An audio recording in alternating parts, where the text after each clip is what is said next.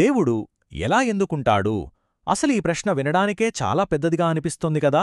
శతాబ్దాలుగా ఎంతోమంది వేదాంతులు, విశ్వాసులు దీన్ని గురించి తలలు పట్టుకున్నారు. మరి ఈరోజు మనం ఈ గొప్ప చర్చ వెనుక ఉన్న కీలకమైన ఆలోచనల్లోకి కాస్త లోతుగా వెళ్లబోతున్నాం. సరే, అసలు చర్చంతా తిరిగేదే ఈ ఒక్క ప్రశ్న చుట్టూనే. రక్షణ కోసం దేవుడు ఎవర్ని ఎన్నుకుంటాడు? మరి దేనికి ఆధారంగా ఎన్నుకుంటాడు? ఇది చాలా సింపుల్ ప్రశ్నలా అనిపించినా ఇది మన విశ్వాసం యొక్క పునాదులనే సవాలు చేసేంత శక్తివంతమైనది. అయితే ఈ చర్చలోకి వెళ్లే ముందు మనం ఒక ముఖ్యమైన విషయాన్ని క్లియర్ చేసుకోవాలి. అసలు దేవుడు ఎన్నుకుంటాడా లేదా అన్నది ఇక్కడ ప్రశ్న కాదు. రెండు పక్షాల వాళ్ళు దేవుడు ఎంపిక చేసుకుంటాడు అనే విషయాన్ని ఒప్పుకుంటారు. ఎందుకంటే బైబిల్లోనే ఈ విషయం చాలా స్పష్టంగా ఉంది. అవును, అసలు సమస్య దేవుడు ఎన్నుకుంటాడా అని కాదు.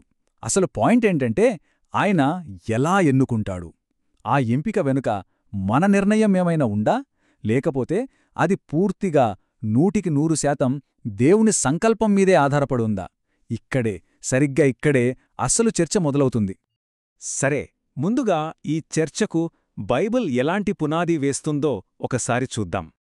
ఈ వాక్యంలో ఎంపిక, పూర్వనిర్ణయం అనే రెండు చాలా ముఖ్యమైన మాటలు మనకు కనిపిస్తాయి. దేవుడు ప్రేమతో, ఒక ఉద్దేశంతో మనల్ని ఎన్నుకున్నాడని ఇది చాలా స్పష్టంగా చెబుతోంది. అయితే మళ్లీ మనం అదే ప్రశ్నకొస్తాం, అసలా ఉద్దేశం వెనుక ఉన్న ఆధారమేంటి? సరే, ఇప్పుడు మనం మొదటి అభిప్రాయం గురించి చూద్దాం. దీన్నే షరతులతో కూడిన ఎంపిక అంటారు. పేర్లోనే ఉంది కదా. దీని ప్రకారం దేవుని ఎంపిక అనేది మన విశ్వాసం మీద ఆధారపడి ఉంటుంది. ఈ వాదనకు గుండెకాయలాంటిది ముందస్తు జ్ఞానం అనే కాన్సెప్ట్. అంటే ఏంటంటే, దేవుడికి కాలంతో సంబంధం లేదు కదా, కాబట్టి భవిష్యత్తులో ఎవరు క్రీస్తును విశ్వసిస్తారో ఆయనకు ముందే తెలుసు.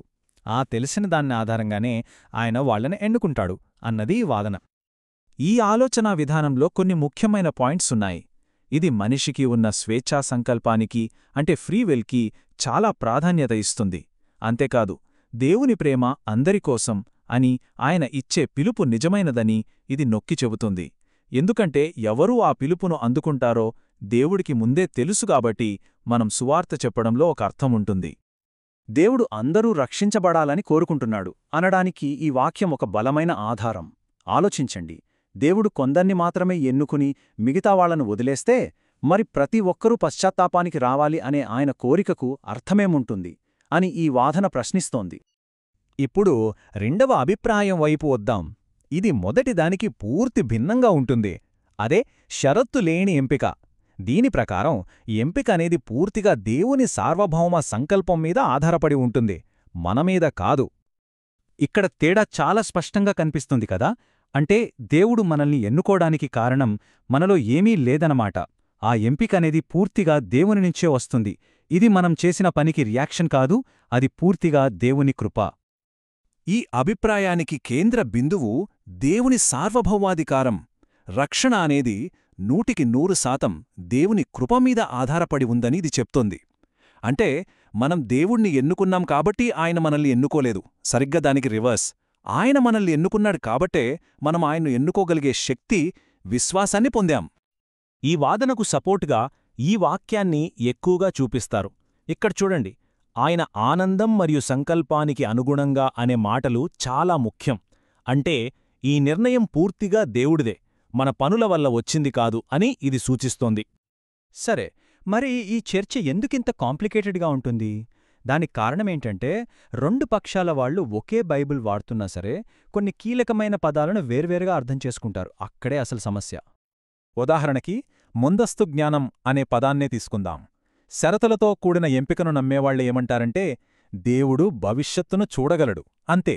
కాని షరతులు లేని ఎంపికను నమ్మేవాళ్లేమంటారంటే, అది కేవలం భవిష్యత్తును చూడటం కాదు, అది ఒకరితో ప్రేమపూర్వకమైన సన్నిహిత సంబంధాన్ని ముందుగానే ఏర్పరచుకోవడం లాంటిది. యిర్మియా గ్రంథంలో దేవుడన్నట్లుగా, ఇది అచ్చం కోడిముందా గుడ్డుముందా అన్నట్టుంటుంది. మన విశ్వాసం వల్ల దేవుడు మనల్ని ఎన్నుకున్నాడా, లేక దేవుడు మనల్ని ఎన్నుకున్నాడు కాబట్టే మనకు విశ్వాసం వచ్చిందా? చూశారా, ఈ ప్రశ్నకు ఈ రెండు అభిప్రాయాలిచ్చే సమాధానాలు పూర్తి ఆపోజిట్గా ఉంటాయి. కాని ఇక్కడే చాలామందికి ఒక పెద్ద ప్రశ్న వస్తుంది. అదేంటంటే, దేవుడు కేవలం కొందరినే ఎన్నుకుంటే అది అన్యాయం కాదా? ఇది చాలామంది అడిగే ప్రశ్న. మరి దీనికి సమాధానమేంటి? ఈ అన్యాయం అనే ఆరోపణకు రోమాపత్రిక నుంచి ఈ సమాధానం వస్తుంది. ఇక్కడ పౌలు ఏమంటున్నారంటే, కుమ్మరికి మట్టిమీద అధికారం ఉన్నట్లే సృష్టికర్త అయిన దేవునికి కూడా అధికారం ఉంది. అసలు పాయింట్ ఏంటంటే, పాపం వల్ల ఎవరూ రక్షణకు అర్హులు కారు. కాబట్టి దేవుడు కొందరిని ఎన్నుకుంటే అది ఆయన కృప, ఎన్నుకోకపోతే అది అన్యాయం కాదు, అది న్యాయమే. కాబట్టి ఇది కృప గురించిన చర్చ, న్యాయం గురించి కాదు. సరే, ఇప్పటిదాకా మనం 2 ప్రధాన అభిప్రాయాలు చూశాం. కానీ ఈ మొత్తం చర్చను పూర్తిగా వేరే యాంగిల్లో చూసే ఇంకొక అభిప్రాయం కూడా ఉంది. బహుశా మనం అడుగుతున్న ప్రశ్నే తప్పేమో. ఈ ఆలోచన ప్రకారం దేవుడు ఫలానా వ్యక్తిని రక్షించాలని పేరుపేరున నిర్ణయించలేదు. బదులుగా క్రీస్తులో ఉన్న సంఘం అనే ఒక గ్రూప్ని, ఒక సమూహాన్ని రక్షించాలని నిర్ణయించాడు. ఇప్పుడు విశ్వాసం ద్వారా ఎవరైనా సరే ఆ గ్రూపులో చేరొచ్చు. అలా చేరినప్పుడు వాళ్లు కూడా ఎన్నుకోబడిన వాళ్లవుతారు. అంటే ఇక్కడ ఎంపికనేది ఒక ఫైనల్ డెస్టినేషన్ కాదు, అది అందరికీ అందుబాటులో ఉన్న ఒక ఇన్విటేషన్. ఈ వాదనలన్నీ చూసిన తర్వాత మనం ఒక ముఖ్యమైన ముగింపుకు రావాలి. అదేంటంటే, ఈ టాపిక్ దేవుని స్వభావానికి సంబంధించిన కొన్ని చాలా లోతైన రహస్యాలను తాకుతుంది. మరి చివరగా మనం ఏం నేర్చుకోవాలి? ఇలాంటి లోతైన విషయాలను స్టడీ చేయడం, అర్థం చేసుకోవడానికి ప్రయత్నించడం చాలా మంచిది. కానీ మనకు అన్ని సమాధానాలు తెలియకపోవచ్చని ఒప్పుకోవడంలోనే అసలైన జ్ఞానం ఉంది. మనకు ఏది సరైందని నమ్మకం కలిగినా దాన్ని వినయంతో పట్టుకోవాలి, అంతేకాని మనదే ఫైనల్ అని వాదించకూడదు. చివరిగా రోమా పత్రికలోని ఈ మాటలు మనల్ని ఒక అద్భుతమైన ఆశ్చర్యంలో ముంచివేస్తాయి.